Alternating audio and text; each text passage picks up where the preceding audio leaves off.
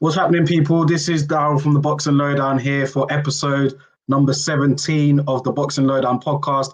And as always, I'm delighted to be joined by my co-host, Mr. Laurie from AFTV. What's happening?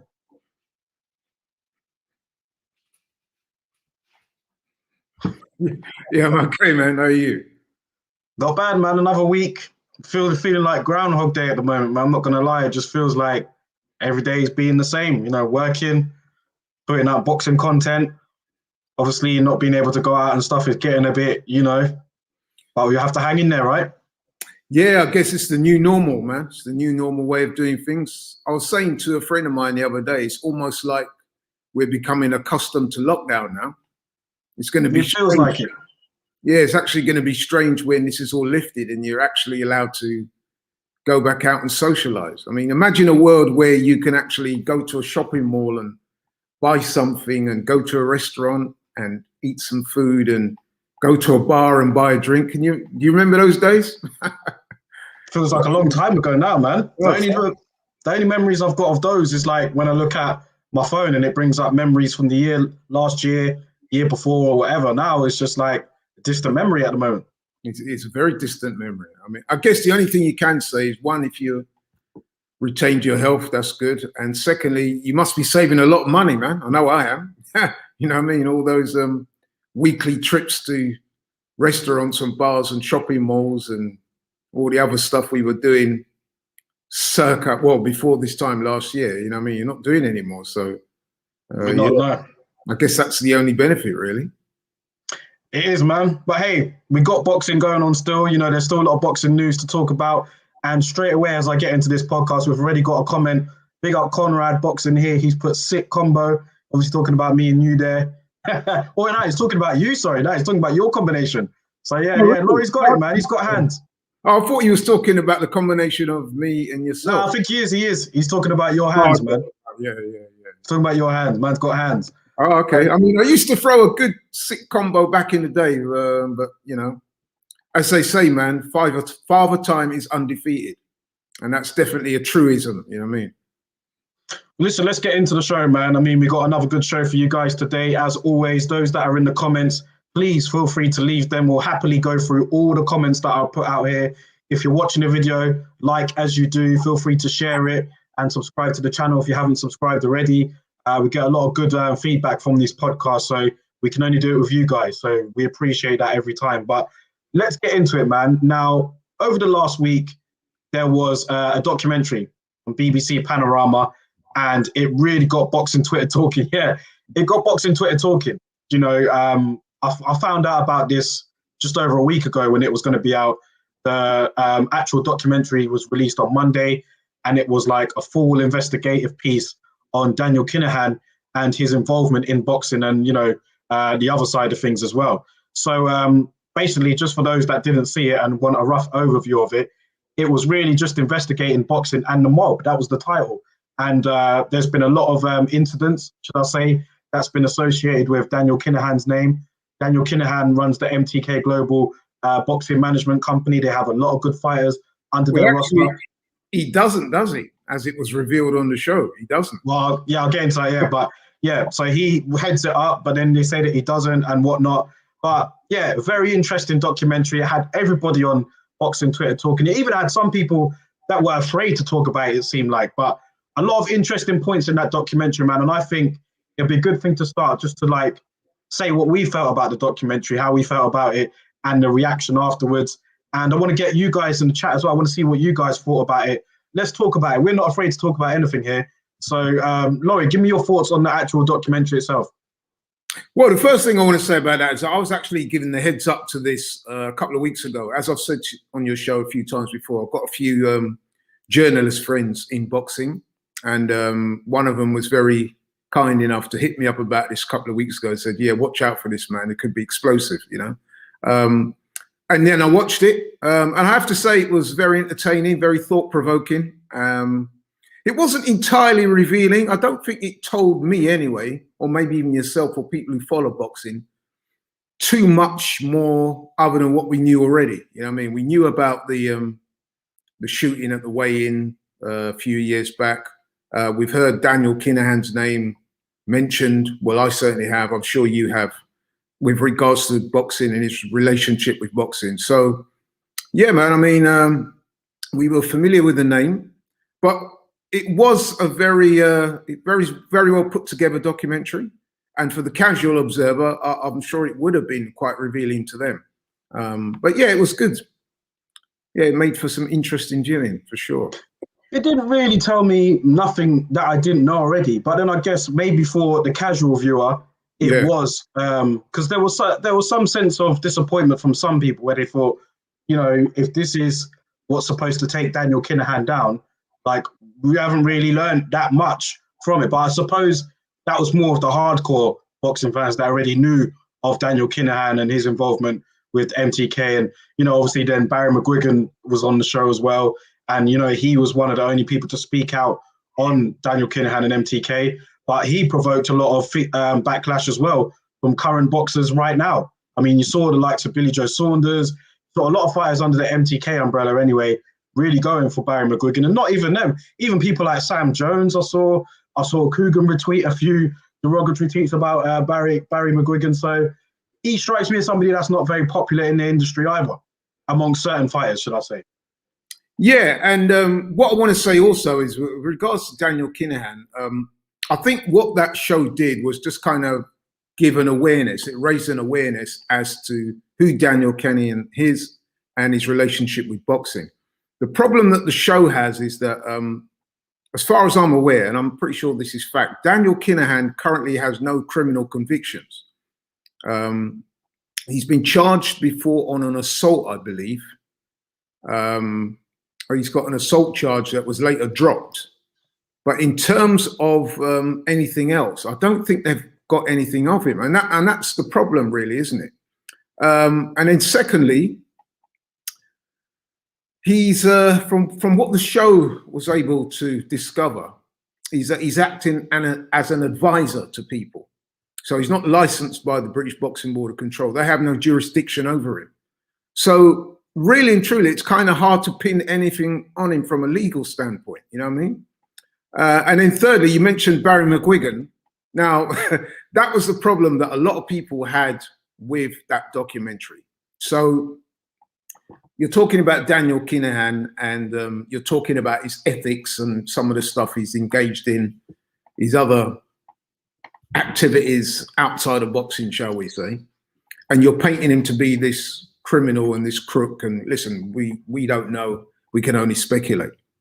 The problem with having Barry McGuigan on that show is that if you're going to adopt that moral high ground and use ethics and all the rest of it, then I don't think Barry McGuigan was given some of the stuff that's transpired about him recently and his treatment of boxers and the way he goes about his business. I don't think having Barry McGuigan has that, as that other side. I don't think that was, that worked too well. And I think that's what a lot of the boxers were getting at. You know what I mean? So I think a lot of them were saying, well, listen, man, Daniel Kinahan, he is who he is, but I'd far rather trust him with my career than I would Barry McGuigan. If you look at Barry McGuigan's record with fighters, and again, we don't know for sure, we can only speculate, it would appear that he's had a lot of problems. And he's had a few fighters under Cyclone management that have obviously made the move to MTK, which is kind of what Barry McGuigan was, insinuating in that doc. You can only think of the likes of Josh Taylor, for example. He was a high-profile person under Cyclone. Also, Carl Frampton. Both of those two made the move. We know that Carl Frampton and Barry McGuigan had, they had a very, very close relationship. Always like brother and son, it was at one point, they used to say. And then we've seen how it ended. It went to court, very bitter, very bad ending between the two. And I saw a Carl Frampton podcast where he was on a podcast, and he said something like on the lines of like, I wouldn't piss on Barry McGuigan if he was on fire. And that is amazing how much that turned around, considering when he first got on from his career, Barry McGuigan was one of his idols.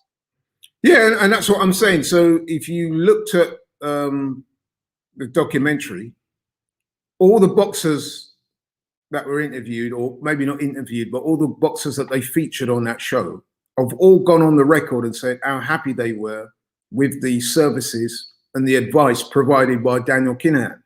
And there was no trust issues there.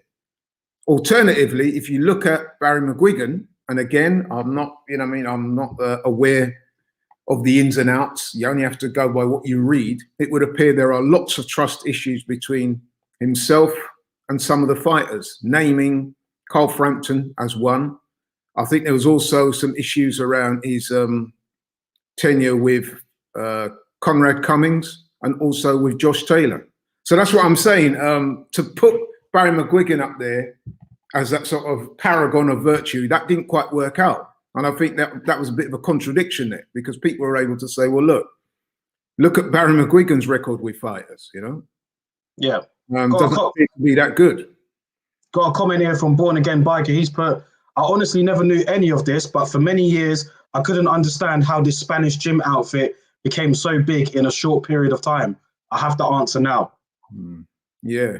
Well, listen, as you know, I'm friends with quite a few professional boxers. I'm not going to name all of them, I'm not going to name any of them right now with regards to this example. But I can tell you this straight, and I'm being honest now, that I know a few that are signed up to MTK Global, and they have actually told me, and this was long before this documentary was aired, that they're very happy with MTK Global. They were picked up by MTK Global for a while now, and before they've been managed by other people. And they actually said to me they've been treated much better now. So, and that's more than one guy I could name. But again, I'm not going to disclose their names on this show. But yeah. So what to round up on this? What sort of what happens now then after this documentary? I mean, they've got all this footage. They've like released all this information out. At the end of the day, Daniel Kinahan, he's not on trial or anything right now. I mean, the police are actively trying to gather evidence on him, or they say they have evidence on him. But at the moment, he hasn't been summoned to court right now, has he? So what happens now as a result of this documentary? I mean, what's next? Well, what I think is going to happen is that obviously a close eye is going to be kept on him by the authorities. And when I say authorities, I mean law enforcement. They're going to continue to monitor him. But in terms of boxing, I think someone like Daniel Kinahan, he appears to be a very smart guy. You know what I mean? Very street smart and worldly, and he knows how to conduct his business. And if you notice, the old MTK Global thing, it's not actually headed up by Daniel Kinahan. It's headed up by a lady. So it's very hard, really, if he doesn't have a license with the British Boxing Board of Control, so for example, I mean, what can you really do? He's advising. That advice, you know what I mean, it could mean a phone call to a fighter, you know what I mean, telling him who to fight next, or, you know, if you get to contract, then I'll help you, looking over it and stuff like that. So how do you legislate a fighters having a relationship with it? One thing on the actual show, which is true, is like there's no, as we've said many times, many weeks, there's no regulatory body that we have in boxing that we report. There's no FIFA, there's no UEFA, there's no like body there where it governs everything. I mean, you can make an entry into boxing anyhow, especially if you want to be like a manager and advisor. If you've got the right sort of money, the right sort of contacts, then you're in. You know, I mean, it's not like FIFA or anything like that. So it's like, you know. Yeah, but even that notwithstanding, if he doesn't have a license to operate, then he can just say that his involvement was just to advise. Now, if I'm a boxer and I've got a potential fight going on, I could put in a call to you or my dad or my brothers or my friends, and they would be, you know, advising me. So there's not much they can really do to stop his involvement in boxing. I mean, okay, they can stop him from taking out a promoter's license, but I don't think he's intending to do that anyway. Because as I said before, MTK Global is not headed up by Daniel Kinahan. So they're going to have to come up with some ways of trying to stop his involvement in boxing. And to be honest, that's going to be very hard to do, isn't it? Yeah, and let's be honest, man, in boxing, it's been for years, there's been many crooked people in the sport. Look at Don King, for example. I'm not saying like look at Don King, because I mean, he's killed someone before, hasn't he? Yeah, he has criminal convictions, one of them for murder, which he served time for. Bob Arum, I'm not aware if he's got any criminal convictions, but he's been investigated by the FBI before for fixing in boxing, you know what I mean, and for taking bribes and stuff like that. We spoke the other day about the former head of the IBF, Bob Lee, who did a prison sentence for taking bribes. So like you said, boxing it's a murky world, man. It's shark-infested waters.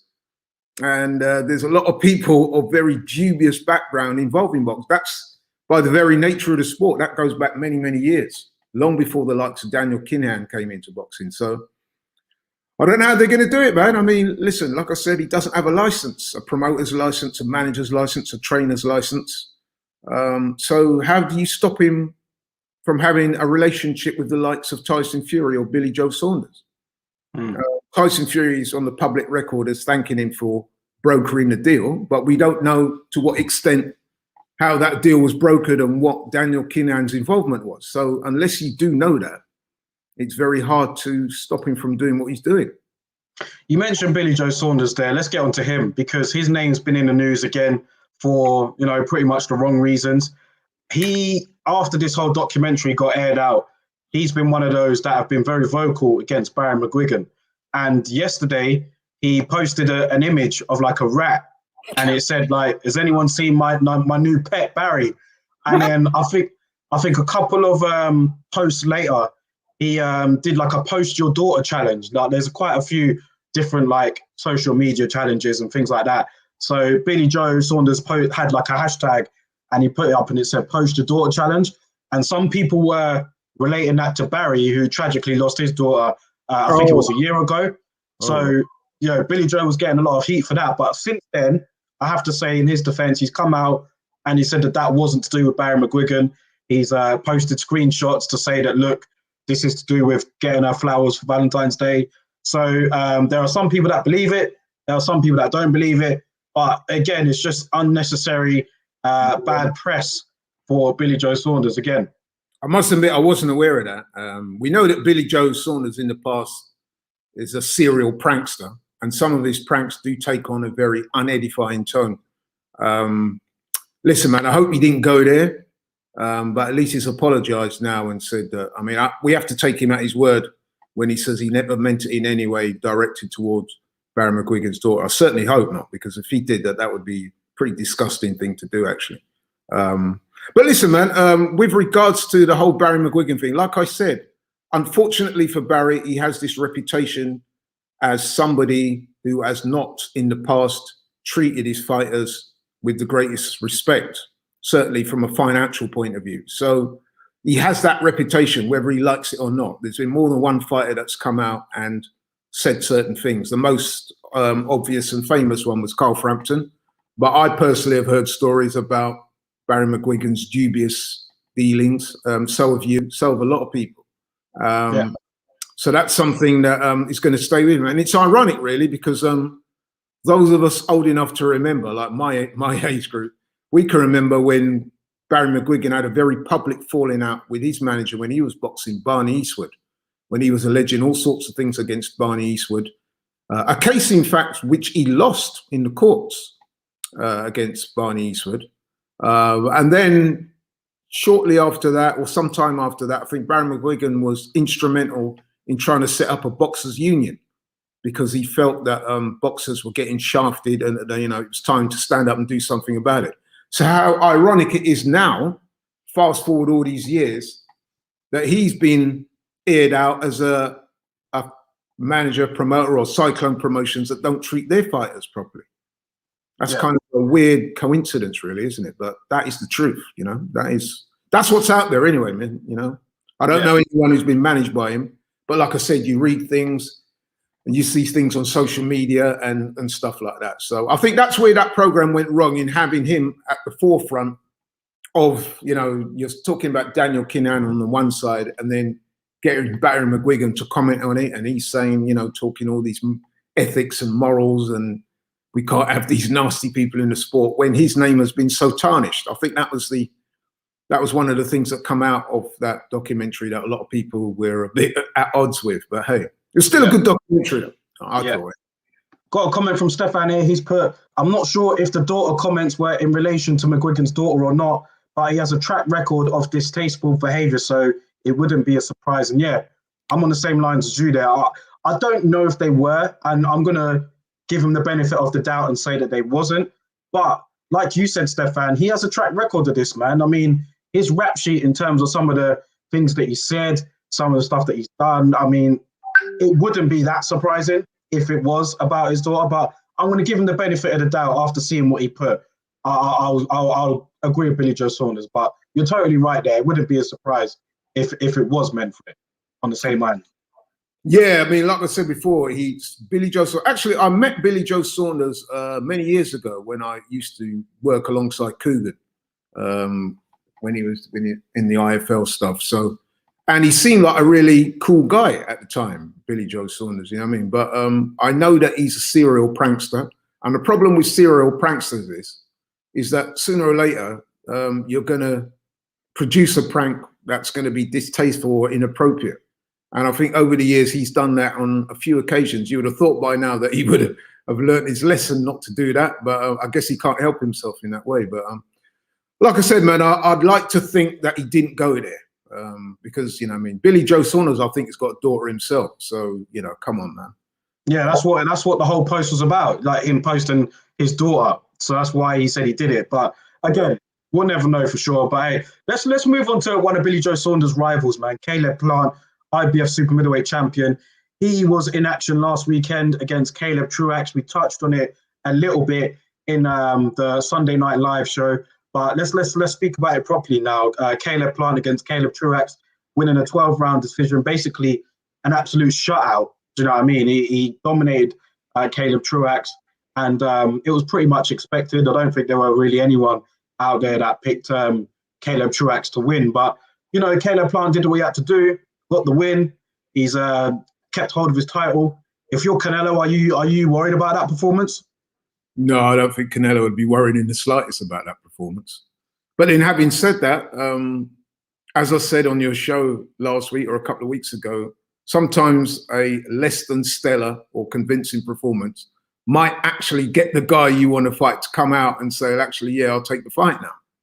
You know what I mean? Because we all know what happens in boxing. Sometimes if a guy looks too impressive, then he doesn't get that call, you know what I mean? But if you look beatable or you don't look very impressive or you don't look very exciting and people, you know, looking over your performance thinking, yeah, you know what, I can take him, then he might just get the fight sooner rather than later.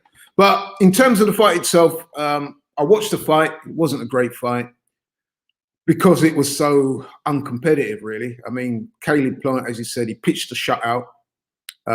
He was pretty much able to do what he wanted. And that was a slight disappointment for a lot of people. They were saying, listen, man, after 6-7 rounds of this, you should have turned on the gas and got the guy out. When is that dominant? Don't you just want, I mean, it's not always the case because he did say he hurt his hand in the 4th or 5th, but when it's that dominant, don't you want to see him take him out? Because, I mean, after the fight, if Plant felt he was avoided, then it didn't show after the fight because Edgar Berlanga, Benavidez again, all these guys were like, look, give me Caleb Plant, man. I'll take him out.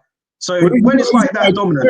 Sometimes when you don't look that great, you end up being a candidate for getting more fights because people out there looking at that thinking, you know what, I can take him. Had he have blitzed Caleb Truax in a couple of rounds and showed some real explosive punching power, I dare say some of those guys might not have been so quick to call him out. But hey, man. But listen, yeah, I do agree. He should really have tried to get him out of there. But listen, Caleb Plant, he's a very good boxer, as I said previously on your show. Very skilled fighter. I mean, you got to remember, this guy was a national Golden Gloves champion. He was an alternate on the Olympic team for the US. So, you know what I mean? He's very skilled and he's improving all the time. He's getting to that age in his career where he's not quite approached his prime, I don't think, but he's getting there. So you can see that the trajectory is upwards. And he's way too good for Caleb Truax, man. You know what I mean? Way too good for him. And the fight showed that. He was superior in every department. So it was actually a little bit tedious watching it because round after round, you just had him at times literally playing with. It was a bit like a cat playing with a mouse, you know what I mean? So I would have liked to have seen him put his foot on the gas and seriously attempted to get Caleb Truax out of there. And no disrespect to Caleb Truax. Listen, he came and he gave of his best, but he's just not at that level. Boxing, like a lot of things in life, it's all about levels, man. And Caleb Plant's level and ceiling is way above that of Caleb Truax. The only thing I would say in Caleb Plant's defense is that in terms of him not getting the opponent out of there is that, number one, he's not blessed with being a big puncher. Now, he's blessed with a lot of athletic attributes, you know, speed and, you know what I mean, things like that, and skills and, you know what I mean, and being able to move around the ring. However, he's not blessed with power. And I don't always believe that axiom about, you know, you either born with power and you're not. You can develop it. I mean, Thomas Hearns, one of the biggest punchers in boxing ever, when he got into the pro, as coming out of the amateurs, he was not known as a big puncher, but he developed it. So I think they're going to have to try and work on Caleb Plant's power a bit more, maybe get him to turn his hand over a bit more or plant his feet a bit more. Sorry about the pun. But yeah, so he's going to have to try and develop a bit more power. Although he, you know, in previous 2 fights, he did stop his opponents. But yeah. So let's get some comments, man. We've got quite a few coming in. Nathan here's put, Plant gets pretty underrated in my opinion, probably due to his lack of big power. He is more of a technician, a bit like Devin Haney. And then he's put here, probably Plant versus Durrell next. Hopefully Benavidez gets done, but I doubt it happens. Conrad said here, do you think that Plant versus Benavidez is going to happen before Canelo goes for the IBF belt? And then Stefan's put, Plant doesn't seem that keen on the Benavidez fight, in my opinion. Keeps referencing the fact that Benavidez doesn't have a belt. So Plant versus Benavidez is a fight that we'd all like to see. I mean, in the chat, everyone seems to want to see it. Benavidez and Plant, they've been going back and forth on social media for a long time. And I guess if you're in Caleb Plant's position, it is a big fight. It's easy to be made, but he's going to be looking at the Canelo fight, isn't he? He's going to hope that he's next in line in September after Canelo beats Anthony Yildirim and probably Billy Joe. He's going to want to be in that line. So do you take the risk of fighting Benavidez before that? What do you do? If you're did I hear you say probably when you were referencing Anthony Yildirim? No, more Billy Joe. Okay. I think he'll beat both. Yeah. But you know what? I think that Caleb Plant is more likely to get the Canelo fight before Benavidez, for 2 reasons. Number one, Caleb Plant has a belt, so it makes far more sense to fight somebody who has a belt, even though they're being undervalued these days. But yeah. And secondly, I think, if I'm being honest, if you're Canelo, you're going to look at the 2 of them, and Caleb Plant, because of his lack of punching power, is going to represent a less challenging, shall we say, night for Canelo than, say, a David Benavidez is, who's really big for the weight, young, strong, hits hard, as a volume puncher. And all those things are likely to represent big threats for Canelo. That's not to say that Caleb Plant couldn't beat him. I think the problem Caleb Plant is going to have in fighting Canelo is I don't think he's going to get a decision over Canelo. Just the way boxing works, man. I don't see it. You know what I mean? Ask Austin Trout, ask Erislandy Lara. Those are guys who are boxers, and they were deemed to have done very well against Canelo. Quite a few people in both those fights had those guys winning, Lara and Trout. Both very close fights, but they didn't have the power to really hurt Canelo or rock him or drop him. And once it goes to the scorecards, we've seen before that Canelo seems to be the favored fighter. And I could see a scenario by, even if Caleb Plant was to outbox Canelo, I don't think he's going to get a decision over it. See, Caleb Plant, if he does obviously hold out for the Canelo fight and doesn't fight Benavidez, whose fault is that? That's surely Benavidez's fault for losing the title due to his indiscipline, right? Wouldn't you blame Benavidez for that? Partially, but at the same time, and I know, you know, I mean, people don't like me saying this, but Canelo's shown a willingness to swerve guys who he sees as a threat. You know what I mean? So the fact that Benavidez did lose the title on the scales is working against him in a major way, really, because now he doesn't have a belt. That gives the likes of Canelo an excuse to duck him. Well, I'm more talking about Caleb Plant not choosing to fight. He's basically saying what a previous comment said was that he's like, I'll get it back up. But Plant doesn't seem that keen on Benavidez, keeps referencing the fact that Benavidez doesn't have a belt. So what I'm saying is that if Benavidez did not lose his belt off the scales, outside the ring, then like he'd still be champion. So whose fault is that? Yeah, I mean, Plant doesn't fight him. it is his fault because, you know, I mean, you're supposed to be professional and make the weight. But then, you know, let's face it, it would appear that, you know, Caleb Plant is using that as an excuse not to take the fight then, and I would be disappointed if he went down that route because, okay, Benavidez doesn't have a belt, but we all know, anybody who follows boxing knows that Benavidez is in the top 3 or 4 in that division, without a doubt. You know what I mean? Yeah. So in the mix, you've got Canelo, you've got Caleb Plant, you've got Billy Joe Saunders, you've got Jamal Charlo, who's looking to move up to super middleweight, and you've got David Benavidez. All of them are in that mix. You know what I mean? So just because he doesn't have a title now, he made a mistake. He lost. He got punished by having the title taken off him. That should not stop him from fighting for the title in the future. And if these guys are going to close ranks and not fight him and use that as an excuse, that would be very disappointing, although not too surprising. Yeah. Who wins that fight for you? Caleb Plant and David Benavidez. Who wins that? Anyone in the chat as well. Who wins that fight? That is a very competitive fight, man. Again, I could see Caleb Plant outboxing him. But then I could also see David Benavidez using his power and his size and his strength en route to a victory there. So it's a 50-50 fight, man. These fights, you know what I mean? I also give David Benavidez a good shot at beating Canelo as well, because Canelo, okay, he's got a bit more power than Plant, but he doesn't move his feet that much, which means that he would be right there in the pocket. And David Benavidez, as I've said, I've watched him a few times.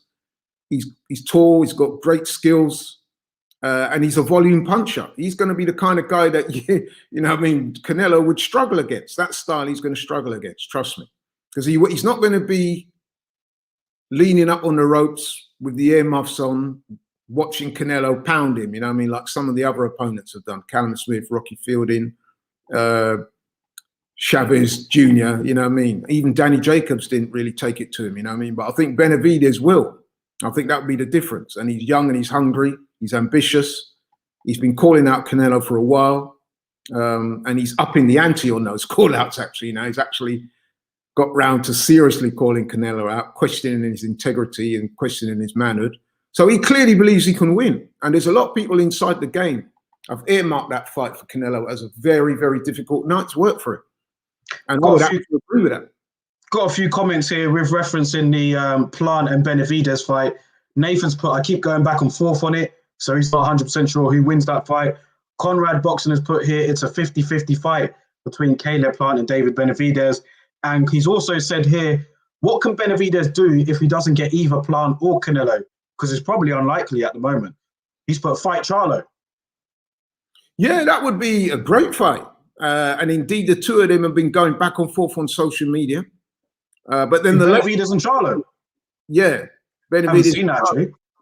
Yeah, they've been going back and forth. But then the latest I'm seeing there is that Charlo's now saying that he doesn't want to fight guys that are under 25. I don't know what. That's bizarre. What's going on here, man? Under 25. Is that what he said? 25. That's the latest I'm seeing on social media. I don't know if it's a wind up or what. But he's saying, I'm not interested in fighting guys under the age of 25. I want big fights. Now, listen, man, you know what I mean? That Charlo versus Benavidez fight is a big, big fight. And if you can't get Canelo, that fight there is for both parties, is a massive fight. So why not do it? Yeah, I can't believe it. I didn't know he said that. I can't believe he said that, if that's true. Yeah, that's what he said. Going back to the comments here, Stefan's put Plant wins on points as long as his gas tank holds up late. And then he's also put brilliant though, pure 50-50 and a great clash of styles. Easy to make as well. Both of these guys are under the PBC banner. Yeah. This should not be difficult to make, you know. But again, as the old saying in boxing go, we just can't seem to, the politics just gets in the way. And like, if it's a clash of egos or whatever, on who should get what in terms of money in the split, who's the A side, whose name should be on the left side of the poster, all of those sort of things is what's getting in the way of making these fights happen, man. Although, to be fair, you alluded to it earlier, the fact that he lost the fight on the scale. See, he's a two-time champion at that weight, but both times he lost the title was through his own volition. So the first time there was the scandal surrounding some cocaine he'd taken, and it was in his system, and he got stripped of the belt. So that was a foolish thing for him to do. But, you know, he's only a young guy. He said he got caught up in the excitement of being out one night and did something silly. So he owned up to it. He lost his belt that way. He made his way back. He won the belt back. And then he lost it on the scales. Again, a lack of discipline. So that seems to be a recurring theme with him. The problem he has now, he's kind of on the outside looking in. He can't really call the shots. You know what I mean? Because if you're Caleb Plant, to be fair to Caleb Plant, and I'm not in any way advocating ducking, he might look at that and say, well, listen, I don't have to fight you right now. Let me go after Canelo. It's a bigger fight. And not only that, I can unify the titles, the winner of the Canelo versus Billy Joe Saunders fight. So I would imagine if you're Caleb Plant, you're kind of looking at that fight as your optimum fight. But if you can't get that fight in the meantime, then why not go against Benavidez? And like you said, they've got history dating back years. They've been going back and forth, dissing each other in public. So why not settle it, man? You know what I mean? Well, Nathan's put here that Caleb Plant will probably fight Anthony Durrell next. Kind of makes sense. I could see that happening too, to be honest. That's an easy fight for Caleb Plant. Easy fight. At this stage, yeah, it is, yeah, for sure. But it does see that happening. It does kind of make sense because they're both under the PBC banner. Durrell does have a name.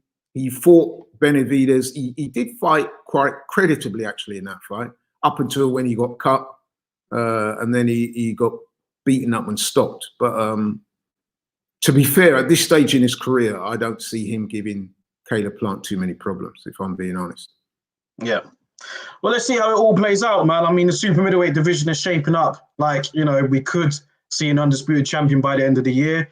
Let's see what happens, man. Let's see what happens. But moving on, I want to talk about Floyd Mayweather, man. And he was due to fight, which brother was it? I think it was Logan Paul. At Logan Paul, due to fight him. That got postponed.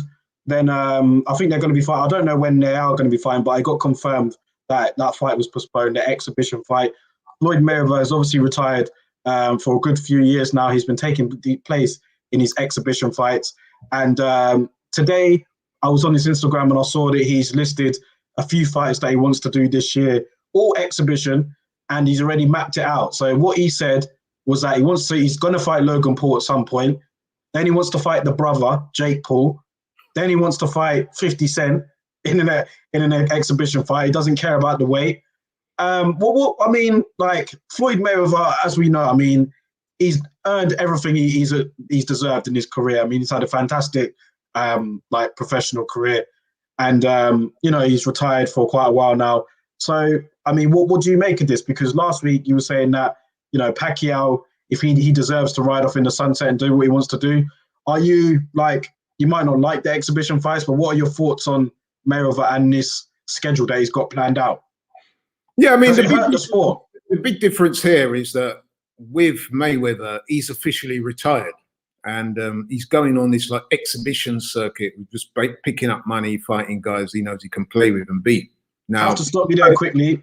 Big up Shane, first of all. He's put here, I can't wait for Laurie to talk about Floyd. Shane Willoughby, our guy, man. What's going on, bro? So, yeah, carry on. Big up Shane. Now, listen, what I'm saying is I was very critical, not quite critical. I was very critical of Manny Pacquiao because the difference between him and Floyd, okay, I don't know if that's what Shane's hinting at. There's no contradiction in my words. I'm going to call it as it is. Manny Pacquiao is still an active fighter who, before last week, was a belt holder, but he wasn't seeking to defend the belt, the WBA regular belt. What he was seeking to do was arrange fights with YouTubers, with MMA fighters, or with Ryan Garcia, 2 weights south of welterweight, for basically what was a glorified exhibition fight. In fact, I think they even said it was going to be an exhibition fight.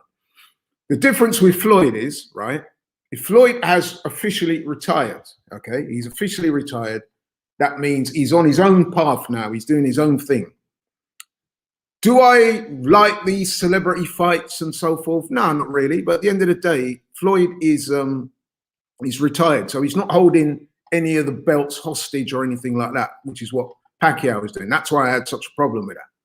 Now, in terms of the Logan Paul, Jake Paul, stuff like that, no, I'm not particularly interested. But there's one exhibition fight that, if I'm going to be honest, I wouldn't mind seeing, and that's him and 50 Cent fight.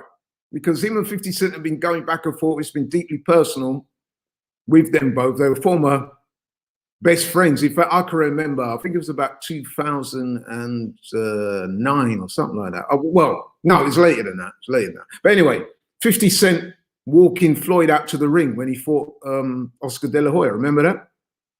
He walked him out to the ring. They were best friends. They were business partners. They fell out. And since then, there's been like a long-running feud. They've been going back and forth on social media and all the rest of it. We know that 50 Cent has a amateur boxing background. I don't know how many fights he had, but he claims to have been an amateur boxer. He's a lot bigger than Floyd. And like I said, they've had this ongoing beef. And I think that would be a good way to settle it in an exhibition, a 3-round, 5-round, whatever fight. Get them get in there and, you know what I mean? Maybe they can put some of the proceeds towards a charity or whatever. So it's a different situation to the Manny Pacquiao. Like I said, I'm not all in on this exhibition stuff, but when that one was muted, I did think to myself, well, hang on, actually, I wouldn't mind watching that one. You know what I mean? So, hey. Shane's put a comment here. He's put, do you feel like it's unfair because when these YouTube fights happen, they tend to clash with proper boxing events? Don't you think that's unfair? Yeah, it's a little unfair. If I mean, like, so for example, when we had the YouTubers and you had the guys like Billy Joe Saunders and Devin Haney, world champions in their own right, boxing on the undercard of a YouTuber. I was very disappointed in both Billy Joe Saunders and Devin Haney for allowing that to happen to them. But then they said they did it because the money was too good to turn down. And they said the profile of fighting on an undercard like that would be valued for their career. Again, that was unfortunate for me to hear them say that.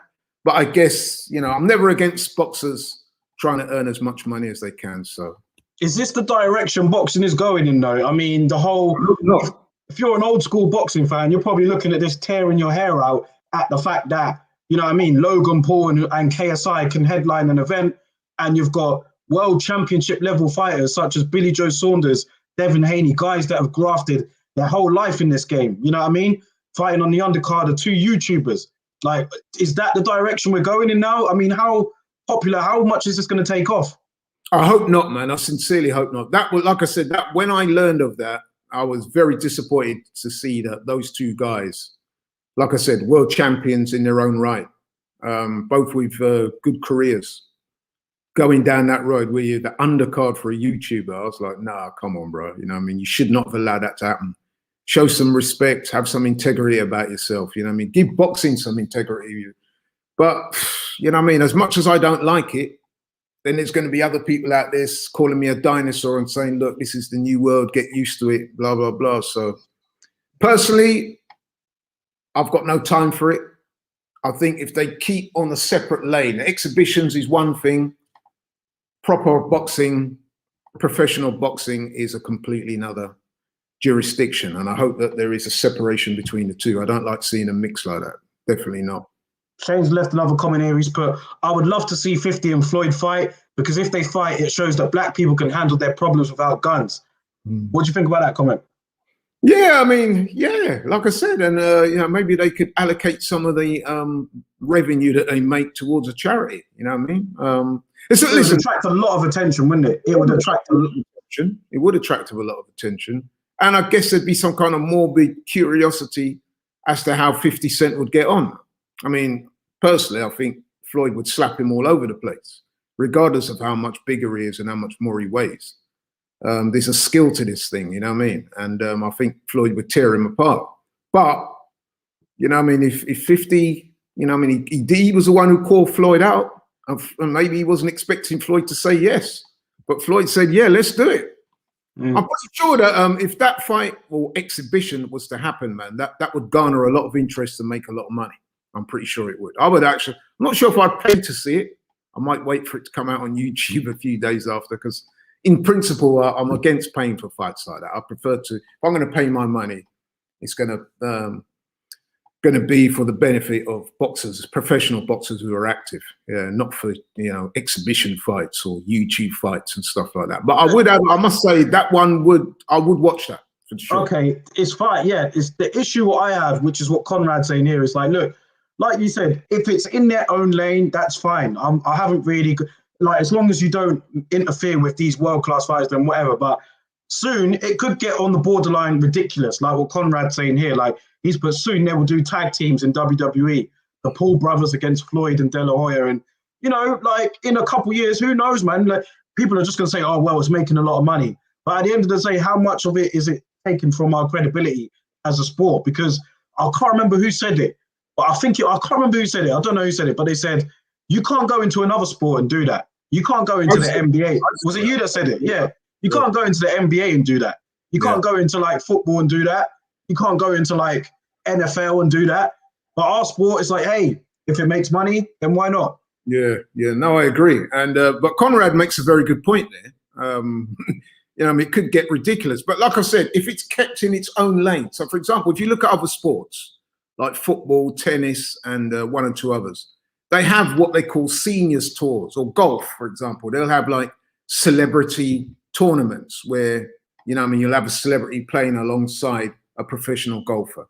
So there is an established market in sports for having these so-called exhibitions, or where it's taken a lot less seriously. It's done for fun. Now in boxing, the dynamic is slightly different because you don't punch somebody in the face for fun, really, do you?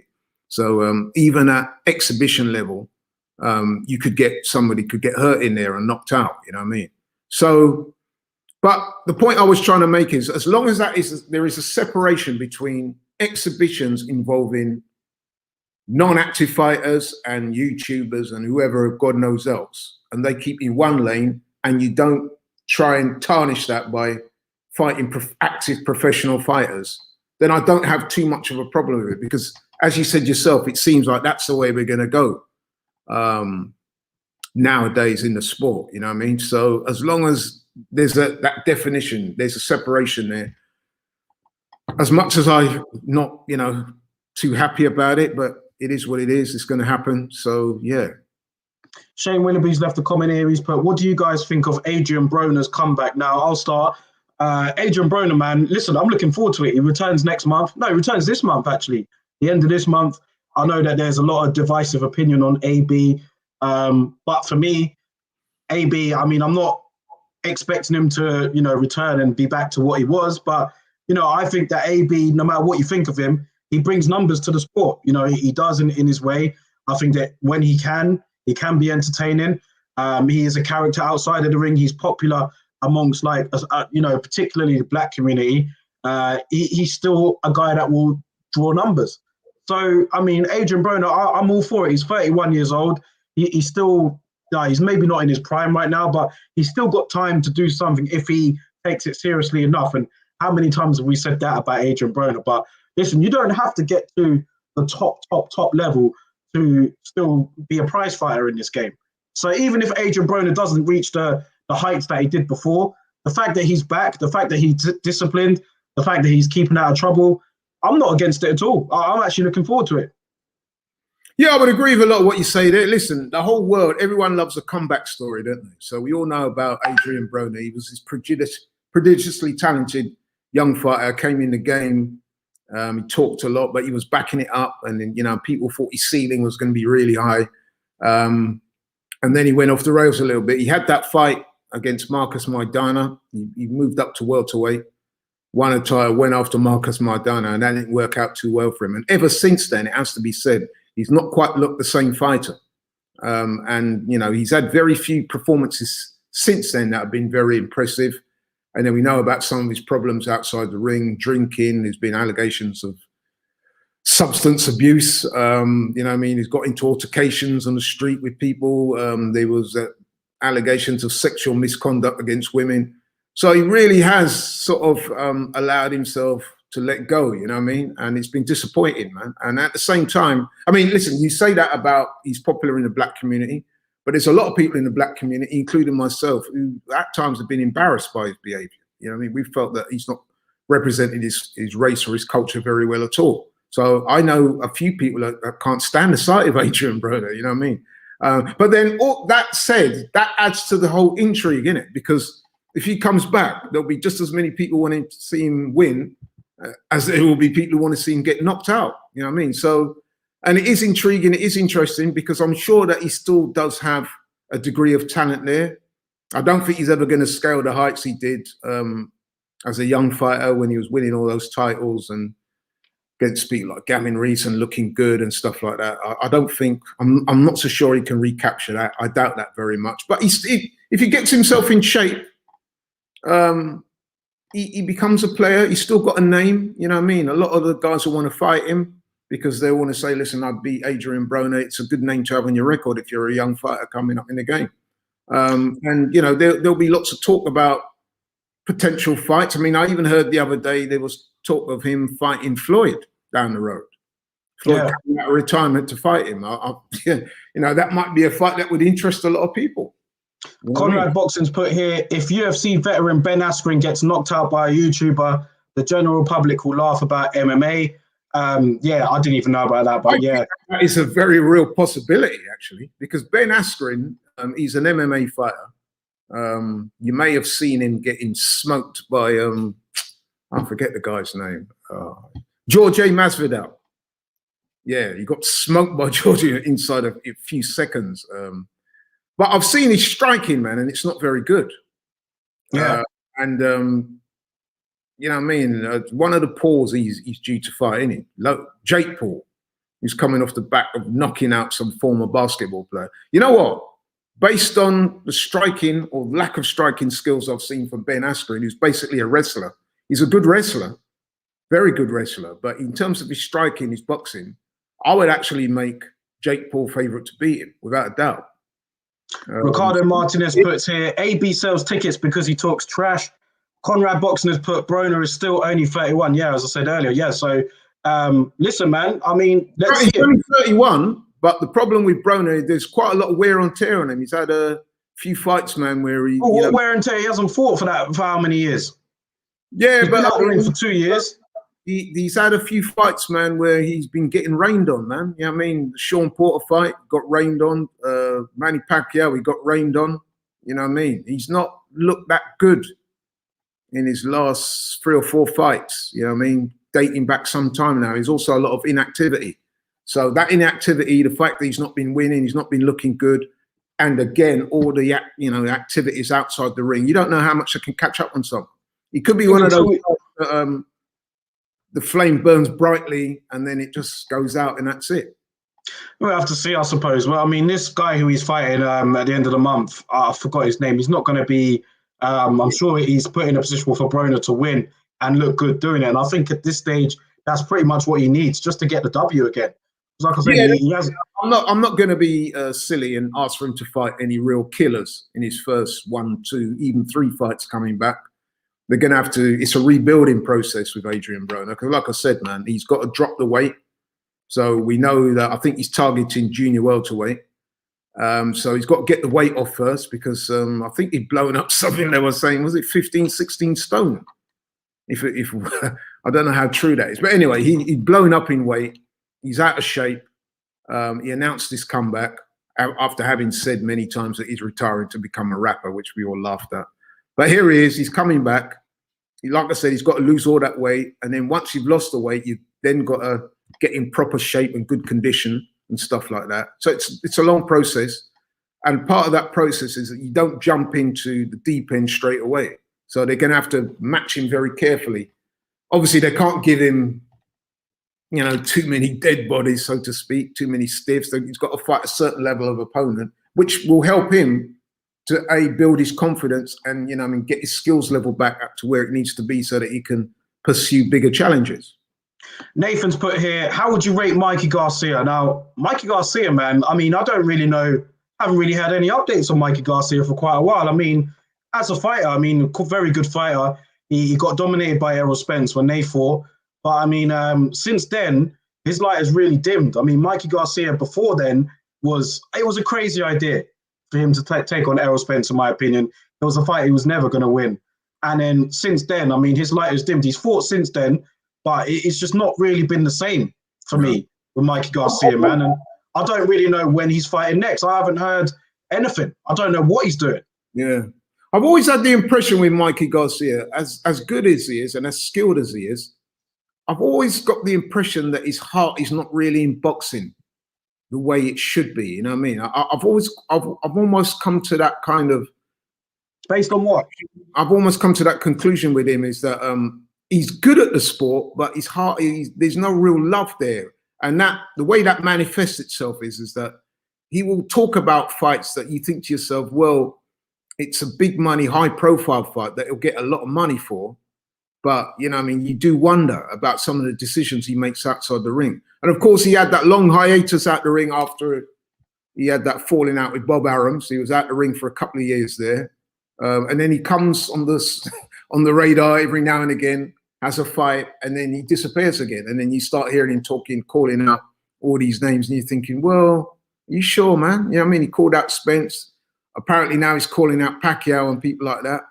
He's talking about Terence Crawford. He's not going to win any of those fights right now, man. You know what I mean? But he's not fighting enough. No, it's not. As he is, I just get the impression that his heart is not fully in the game. That's my impression. Feels like it right now, man. Because I mean, it's a shame how he was out the ring for a couple of years. You know, he had that dispute going on with Bob Arum, but he's just been in and out. Really, he hasn't really been consistent. I don't, like you said, that the hunger don't really seem to be there like that anymore. No. And like he wanted to compete at welterweight, never realistic for him to be up there. He's just not big enough for that weight, man. He doesn't carry the weight well. He didn't look good against Errol Spence. He looked a bit podgy anyway. Yeah. And like it just, yeah, I mean, I don't know. I thought like if he was still at 140, imagine some of the good fights that could have been made there. Regis Prograis, you know, Josh Taylor, Ramirez. But like I said, we don't really know what he's doing now. Yeah, to be fair to him, I think he's another one who suffered a personal tragedy. I think he lost a family member. I don't know if it was his mum or somebody in the family passed away recently. So that might have something to do with him not fighting at the moment. But yeah, man, I just get that impression about him, is that he's not fully invested into the sport the way he should be. You know, it's almost like it's a family business. You know what I mean? His brother, Robert Garcia, who's his trainer now, he was a world champion. His dad was a former trainer and fighter and things like that. And they're kind of grown up in Oxnard in Southern California, where it's a big fight community there. You know what I mean? He comes from that long stable, Fernando Vargas and people like that. But I just get, just in the way he talks and then his actions, you know what I mean? He doesn't fight much. And then when he does come onto the radar, he's talking about all these big fights. You think, well, actually, no, you know what I mean? So that's the impression that he leaves me with. I could be wrong, but that's the impression I get from him. Nathan's put here, Mikey has blown up in weight. Currently, he's just looking for the big money fights now, a bit like Keith Thurman. Stefan's also put here, Robert Easter Jr. versus Ryan Martin is a really good fight. It is a good fight, actually. He's put, how do you see that going? Easter flattered to deceive at 135.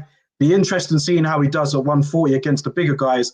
Now, with Ryan Martin, I'm sure we said it, I might have said this last week or my memory's going, I don't know what's happening, but Ryan Martin, how long was he banned for? Didn't he get banned after the Josh Taylor fight? You know, he fought him, he lost to him, and then he tested positive, didn't he? For something like that, yeah. But was that only in the UK? Was that because it was over here on these shores? Is that why he got the ban? Was it from here, or is he licensed to box in America still? I mean, I don't know the severity of the ban surrounding it, but if it was a PED ban, then it should be universal, shouldn't it? Really. But what I would say is that is a good fight. A motivated, conditioned Ryan Martin would give Robert Easter Jr. a lot of problems, I would have thought. That's probably 50-50, you know what I mean? I agree with Stefan there. Robert Easter did flatter to deceive a little bit.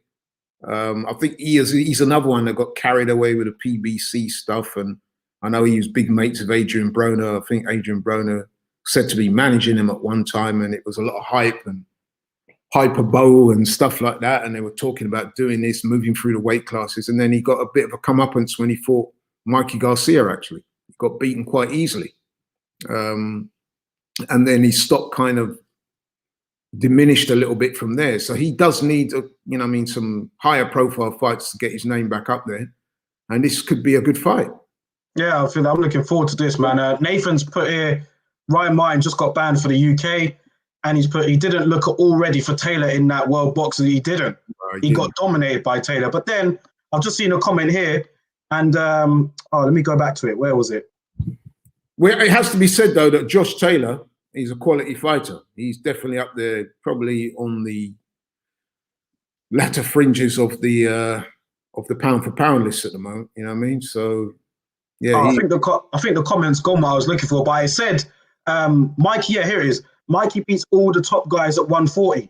So does Mikey beat the likes of Josh Taylor? Does he beat Regis Prograis? Does he beat Ramirez? Does he beat those guys now, Mikey Garcia? There was a time when I would have said he's got a good chance of beating all those guys, but not right now. I don't think he's got that hunger now. I think Mikey Garcia, the template that I see with him, is a guy that's achieved a lot in the sport. And what he's seeking to do now is to basically cash out. He wants the high profile fights, and then win, lose or draw, he's going to make a lot of money. I think that's what I see him doing. I'm hoping I'm not doing him a disservice, but I'm just giving my honest opinion on what I see from him. As regards to Josh Taylor, no chance. I think Josh Taylor would be too young, too hungry, too tall, too strong. You know what I mean? It would be all wrong for him, man, at this stage in his career. Yeah, he's put Taylor was very good. No shame in that loss. Maybe just a complete domination of how he did lose, because going into that fight, yeah, he had Abel Sanchez behind him. He was undefeated himself. He was looking like he wanted to go places, but he just got totally dominated by Josh Taylor in that fight, didn't he? So Josh Taylor is a very skilled fighter, and the thing about Josh Taylor, he's not just skilled. He's got a bit of everything, isn't he? Josh Taylor. He's a real rounded fighter. He's very skilled. He's quick. He can punch, and he's a bit nasty, man. He's a bit spiteful. You know what I mean? So he makes for a very good fighter, and he makes for a good watch as well. Not my favorite fighter outside the ring. He's done some things that I found a little bit distasteful, actually, a bit inappropriate. But in the ring, yeah, man, he's about that life. Trust me. Let's end it on this, man, because we're coming towards the end of the show now. Lewis James left a comment here, and he's put, do you think Crawford versus Spence will ever happen? And that's probably looking at over the last couple of weeks, these two again going constantly back and forth on social media. The latest, we highlighted it last week, actually, between Crawford and Spence, where there was dispute as to whether Errol Spence really wanted it or not. Bob Arum came out and said that he thinks Errol Spence doesn't want it. And but he does think that Al Heyman was keen to make it. Errol Spence then came out and said it was a lie. And then Errol Spence and Crawford were going back and forth online again. And it just seems like, will this actually happen now? We've been talking about this for 2-3 years now, these two. They had that confrontation a good couple years ago now. So will this fight happen? Will it ever happen? You know what? The longer this goes on, I'm starting to think that it won't happen. And I'm not so much blaming Terence Crawford. I think it's pretty clear to all intents and purposes that the Errol Spence camp are not in a rush, put it that way, to make this fight. And this fight's kind of reminding me of, and you will remember this, you're not too young to not remember this, of the Lennox Lewis Riddick Bowe. Remember that? When they were top weights and people were trying to get them in the ring, and they were going back and forth and beefing with each other and calling each other names and all the rest of it. And we just wanted them to settle it in the ring. Two great fighters. You're thinking, come on, man, make the fight. And it just never got made. And this Crawford Spence, or Spence Crawford, is kind of taking on that same type of energy. And again, if I'm being honest, I'm keeping it all the way real. I think most of the problem is Errol Spence. Deep down, he doesn't appear to want it the way Crawford wants it. Am I saying Spence is scared of him? No, I'm not. But in boxing, unfortunately, it's too easy to duck fighters. And it's, the three-headed monster that I spoke about before, man. Ducking, cherry picking and peds. And unfortunately, this is the ducking end of that spectrum, you know what I mean? I just think that Spence, for whatever reason, just doesn't fancy Crawford, man. Crawford definitely fancies it. The only thing I would say is that I would almost like to see Terence Crawford call Errol Spence's bluff a little bit and say, yeah, you know what, actually, I will take the 60-40 split. But if I beat you, and if there's a rematch, then those roles are reversed. But Terence Crawford's quite headstrong himself. He's obviously an alpha male. and he's not going to be taking anything less than the negotiations that he feels he deserves. And in a way, I perfectly understand that. You know what I mean? Because to me, his resume is better than Errol Spence's. You know what I mean? Bro, wait. No, what, a welterweight? About welterweight, I'm talking about his career resume in terms of the fact that he's won titles at 3 different weights, man. You know what I mean? He cleaned out like welterweight, and now he's welterweight champion. All his defenses have been by stoppage. But to argue if you're arguing in favor of Errol Spence there, then I mean Errol Spence, like, you don't look at resume when it comes down to talking about the money, do you? You look at like who's really putting the bums on the seats or who's making the sales. And if we're being honest, but resume is also attractive in terms of how you're going to build that fight. Yeah, but in terms of the split, that doesn't have a say in what the split is. The point I'm trying to make is you can be as attractive as you want. If the guy you're fighting, man, is not a good dance partner, it doesn't sell. So, for example, in terms of numbers, they were looking at some of the numbers for Canelo's last couple of fights, and it's been disappointing. You know what I mean? The DAZN numbers have not been good. You know what I mean? Because look, you know what I mean? Those fights didn't really excite anybody, especially, okay, we know Callum Smith in this country, but across the water, it was a completely different attitude shown towards Callum Smith.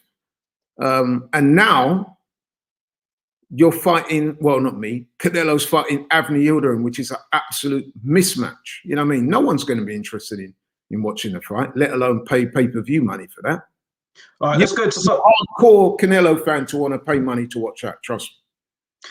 You always go to Canelo, man. You know, you always end up at Canelo. You know, you realize that.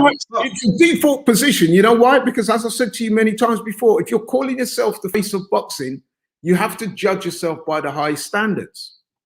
But anyway, on this particular occasion, it's not so much about Canelo. I'm saying that Errol Spence is guilty of a very similar thing. He's clear, to me anyway, and I'm a fan of Errol Spence. You know that. We've spoken many, many titimes. Conrad's put it. He's ducking Crawford. There's no getting away from it, man. And I know some people out there are going to throw shade on me and say, "Oh, this and here you go again," blah, blah. But to me, to you, to many people I speak to in the game, they will tell you straight away it's obvious that he doesn't want that fight. Maybe he's trying to age Crawford out. Maybe he thinks if I take it, because what is Crawford now? 33, 4? Yeah, so maybe he's trying to get Crawford to 36 years old before he fights him. I don't know. Conrad's put here, Crawford needs that fight for his legacy. Spence, not so much, in my opinion. Shane Willoughby, he's put here, Porter got 50-50 against Spence.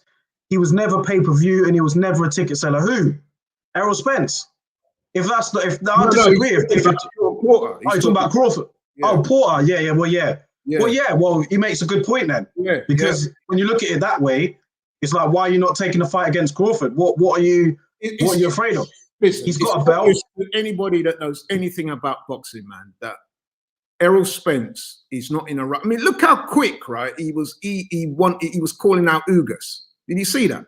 Yeah. Ugas was anointed that champion in recess after the debacle with Manny Pacquiao and the regular champions WBA welterweight, belt. The very next day, Errol Spence was on Twitter calling Ugas out. Yeah, let's make the fight. Let's unify this. So why don't you want to unify Crawford? And Ugas is not a big ticket seller, but he just ain't a ticket seller at all, man. Exactly. But you're there calling it, and this is what I don't like about boxing. You know what I mean? You could have made that fight with Errol Spence by now. You know what I mean? You could have announced a date, a site, everything. And we'd have the whole world drooling about that fight later on in 2021 when, the worst effects of the pandemic hopefully will be over. That will be, the whole boxing world will just be focused on that. And listen, they don't have to have one fight. They could have 2 or 3 depending on the quality of the fights and how it turns out. So a loss for either fighter would not be the end of the world. Yeah. You know what I mean? But for some reason, Errol Spence does not want that fight. Only he can really tell you why. All this stuff about he's got to take 60-40 or there's no fight. Nah, man, I'm not buying it. He doesn't want the fight for whatever reason. Is it because Crawford's southpaw, crafty? Is it because Crawford shown a lot of confidence in that he could beat Errol Spence? So the energy is not there. Whereas if you look at the energy being exuded by Crawford, you could see that guy wants that fight, man. You could see it. Yeah. Do you know, well, I'm sure you do know actually, that when Errol Spence fought Mikey Garcia, they didn't even want to call Crawford into the ring so he could challenge. They put a block on it. Yeah, I know. I heard that. Crawford had expressed the desire to get in the ring and publicly call out Errol Spence. And Errol Spence said no. Errol Spence and his people said no. I mean, little things like that just tell me anyway that he's not keen about that fight. But yet still, when Ugas was declared champion, he was all over that. Yeah, let's do it, man. You know what I mean? So, come on, bro. Come on. We're going to wrap it up here anyway, man. We're 1 hour, 10 minutes in. So we're going to wrap it up here for this week. First of all, want to big up everybody in the chat, as always, leaving your comments, liking the video, sharing it, subscribing to the channel. It's great, man. Really appreciate it. And listen, man, another great show. And we'll be back again next week, man. So big up to all of you lot. Enjoy the rest of your evening. And Lloyd, do you want to close it out? Yeah, just to say thanks to you, first and foremost, for having me on. Thanks for everybody for tuning in and tapping in. And thanks for all those who submitted their comments. We want to keep the show as interactive as we possibly can, so that's great. And yeah, man, look forward to tapping in same time next week. For sure, man. All right, guys, well, have a good evening, and we'll catch you all again next week. Peace.